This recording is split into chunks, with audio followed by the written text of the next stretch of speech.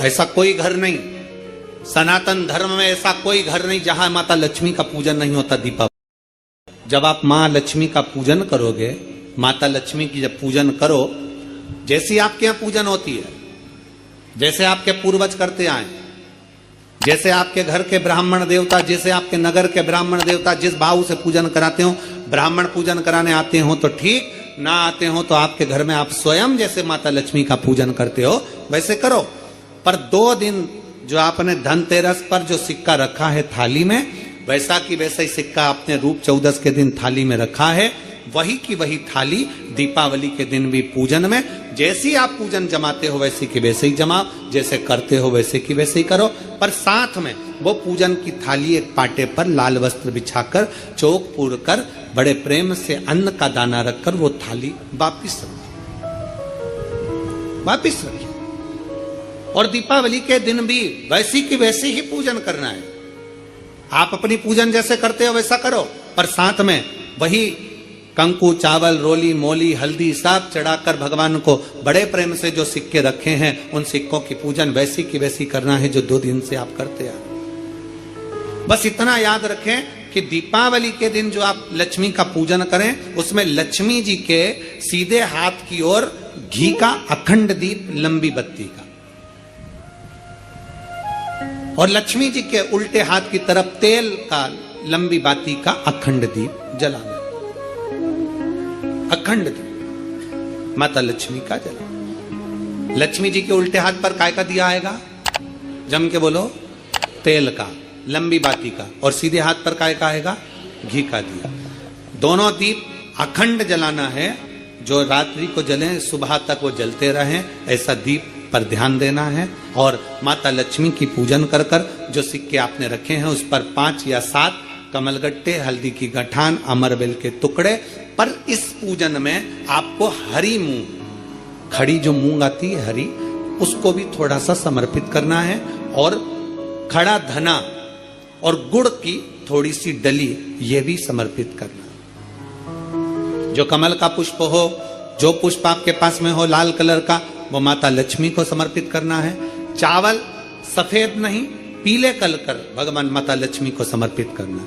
हल्दी और कुंकु माता लक्ष्मी को समर्पित करना है, और माँ को भोग लगाकर बड़े प्रेम से माता की आरती कर कर, झोली पसार कर प्रणाम करना है। प्रणाम कर कर जब आप पूजन पूर्ण हो जाए, बड़े प्रेम से आनंद से आप लोग भोजन आदि सब करने के बाद में रात्रि का जो समय रहे, दीपावली की रात्रि का 11 बजे के बाद 11:30 से लेकर 12:30 के बीच में प्रयास करना कि किसी भी एक वृक्ष के नीचे, या तो पीपल या बेलपत्र या आंवला, किसी भी एक वृक्ष के नीचे रात्रि के समय पर जाकर एक दीप अवश्य लगाना घी का, और वापिस लौट कर आकर प्रयास करना कि कोई एक सिक्का, कोई भी 1 रुपया 2 रुपया, कोई भी घर में चारों तरफ घुमाने के बाद वो सिक्का अपनी अलमारी में, तिजोरी में या दुकान में जिसमें आप रख सकते हो उसको रखना।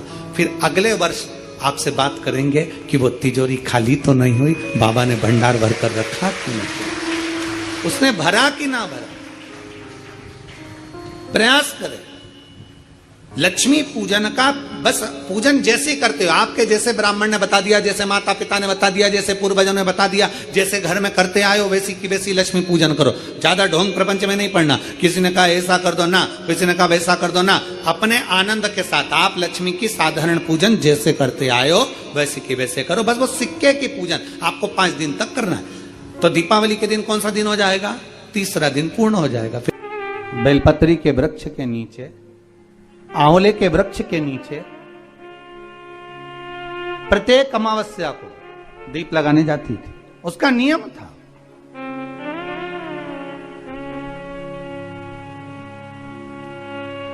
साहूकार की पुत्री प्रत्येक अमावस्या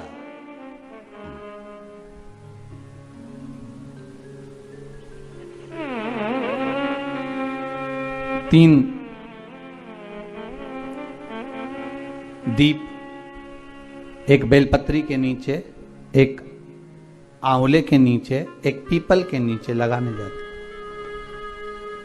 महाराज आज नारायण ने कृपा कर दी, और क्या कृपा करी कि आज सरस्वती पार्वती और लक्ष्मी तीनों इन वृक्षों के नीचे जाकर विराजमान हो गई।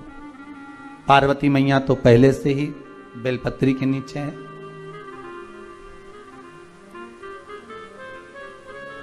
स्वयं सरस्वती मैया, लक्ष्मी मैया आंवले और पीपल के नीचे विराजमान हो गई। अब आज तीनों देवियों में बात हो रही है, आज तीनों देवियों में चर्चा हो रही है कि यदि आज अगर कोई दीप लगाने आया और पहला दीप जिसका लगेगा तो यह पक्का है कि मैं लक्ष्मी उसके घर में प्रवेश करूंगी।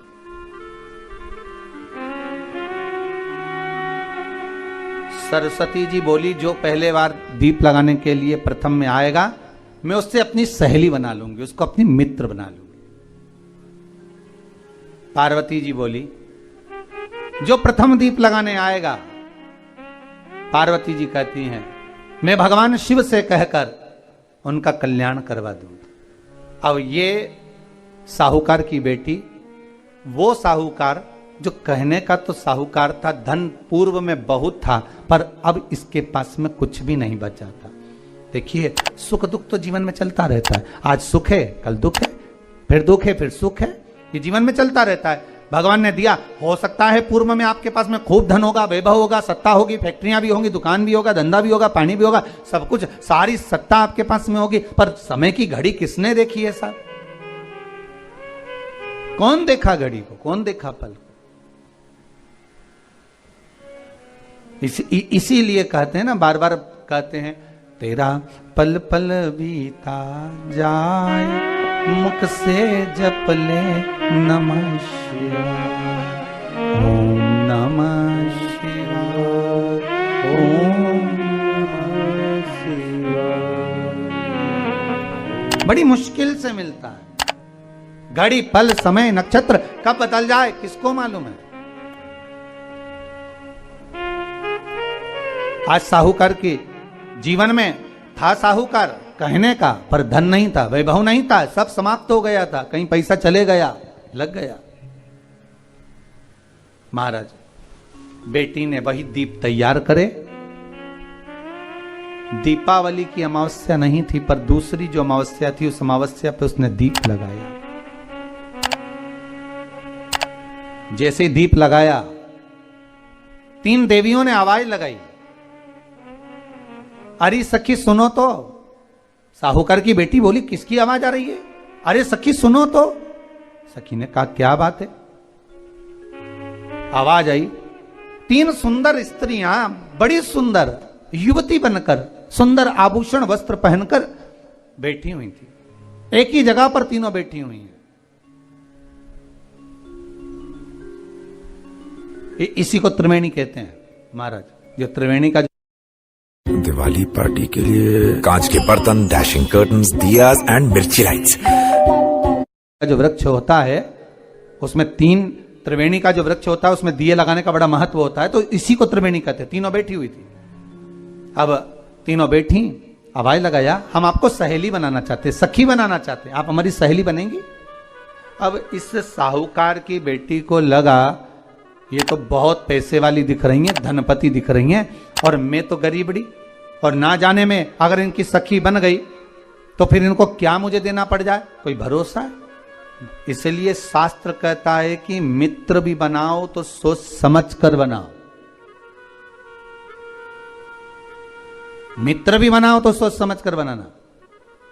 ज्यादा धनपति मित्र बन गया तो मन में आएगा कि जब ये घर आएगा तो इसको घृत का भोजन तो कराना ही पड़ेगा, घी का भोजन तो कराना ही पड़ेगा। इसलिए मित्र भी बने तो ऐसा बने कि जो आपके सम्मुख में हो, उसको धन और वैभव से मतलब ना हो, उसको सत्ता से मतलब ना हो, आप उसको केवल आपसे मतलब, आपकी मित्रता से मतलब।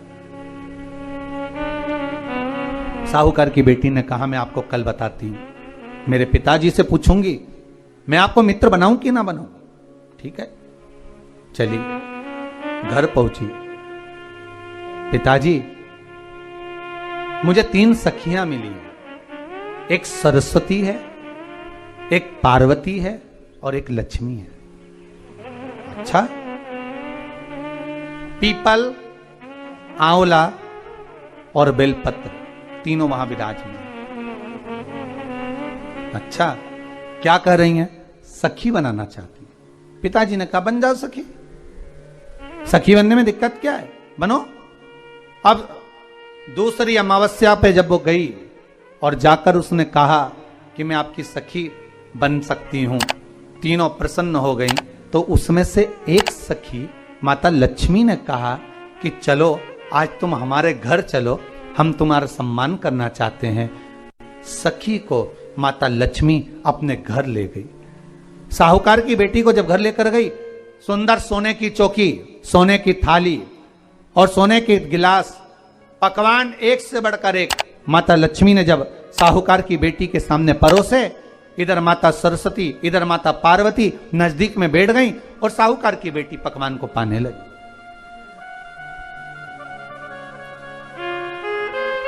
साहूकार की बेटी पकवानों को पा रही है, भोजन ग्रहण कर रही है। अब भोजन करने के बाद साहूकार की बेटी चली गई। अब जाते से ही माता लक्ष्मी जी ने कहा, सुनो सखी, अगली जो अमावस्या आ रही है, आपको मालूम है वो कौन सी अमावस्या है? नहीं। कहा दीपमालिका, दीपावली की अमावस्या, आपको मालूम है? ओहो, पर एक बात हम आपको कहें। लक्ष्मी जी बोली, एक बात हम आपको कहें। हाँ बोलिए। हम चाहते हैं इस अमावस्या को आप हमारे घर आई हो, अगली अमावस्या को हम आपके घर आना चाहते हैं। क्या आप हमें बुलाएंगी? सखी ने कहा, साहूकार की बेटी बोली, अगर आपका मन है आने का तो आप आओ, मना नहीं है। साहूकार की बेटी हूं मैं। लक्ष्मी जी ने मन में सोचा, ठीक है, तैयारी करो। आज साहूकार की बेटी घर पहुंची तो पिताजी ने पूछा, बेटी आज बहुत देर हो गई तुझे आने में, कहां रह गई थी तू? कहां रह गई तू? बेटी कहती है, 3 सखियों के घर गई थी, आने में देरी हो गई, पर मेरी सहेली माता लक्ष्मी जी कह रही हैं कि अमावस्या के दिन मैं तुम्हारे घर में आऊंगी। तो पिताजी ने कहा, उसमें क्या दिक्कत है, तैयारी करो। तो पिताजी, घर में अपने खाने के लिए तो कुछ नहीं, तो माता लक्ष्मी को क्या खिलाएंगे? कई लोग कहते हैं कि दीपावली पे ना तो हमारे यहाँ घी है, ना हमारे यहाँ तेल है, ना हमारे यहाँ कपास है, ना हमारे यहाँ पर मिठाई बन रही है, ना हमारे यहाँ अच्छे वस्त्र हैं, हम क्या पहने माता लक्ष्मी को रिझाने के लिए? परशु महापुराण की कथा कहती है, अगर आपका भरोसा, आपका विश्वास, आपकी दृढ़ता परमात्मा के चरणों में लगी है तो परमात्मा लक्ष्मी पूजन की व्यवस्था भी वही कर देगा कि लक्ष्मी जी का सम्मान कैसे करना। सर्वस्व हूं मैं, पूर्ण हूं मैं, सब कुछ हूं, तो पूर्ण है का? लक्ष्मी, तू अपनी जिंदगी में पूर्ण कब बनी? लक्ष्मी की आंख में जल भर गया, क्योंकि लक्ष्मी को एकदम वचन दिल से लग गया। क्योंकि नारी की पूर्णता कब होती है? जब उसकी गोदी में औलाद होती है। नारी कब पूर्ण है? जब उसकी गोदी में संतान है। अगर संतान नहीं है तो नारी पूर्ण कैसे मानी जाएगी? तो नारी, तो लक्ष्मी और भगवान विष्णु को तो श्राप लगा था कि तुम्हारे घर में औलाद नहीं होगी, तुम्हारे घर संतान नहीं होगी। सुवाच का उनको श्राप था, दधीचि ऋषि की धर्म पत्नी का,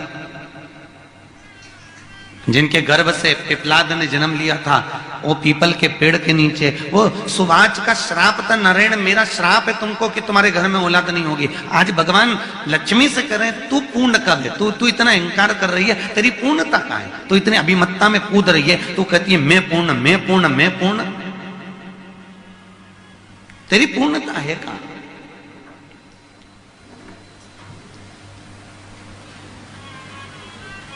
महाराज, लक्ष्मी की आंख में जल भर गया। मायका छोड़कर लक्ष्मी सीधे सरस्वती के पास चली गई, ब्रह्माणी के पास में। सरस्वती ने पूछा, क्यों रो रही है, क्या हो गया, तेरी आंख में आंसू क्यों भरा हुआ है? सरस्वती, क्या बताऊं जीजी, वो लक्ष्मी बोली कि मेरे पति मुझको कह रहे हैं कि तू अपूर्ण है, तू पूर्ण नहीं है।